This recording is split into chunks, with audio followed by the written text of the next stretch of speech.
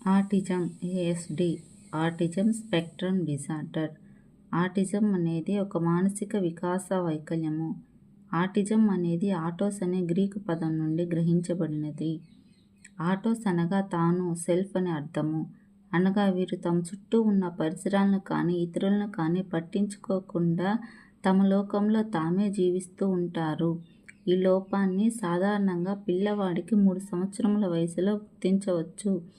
ప్రతి 10,000 మందిలో 3 ఈ వైకల్యానికి గురవుతూ ఉంటారు. ఆటిజం యొక్క లక్షణాలు: ఎప్పుడూ ఒంటరిగా ఉండటానికి ఇష్టపడతారు.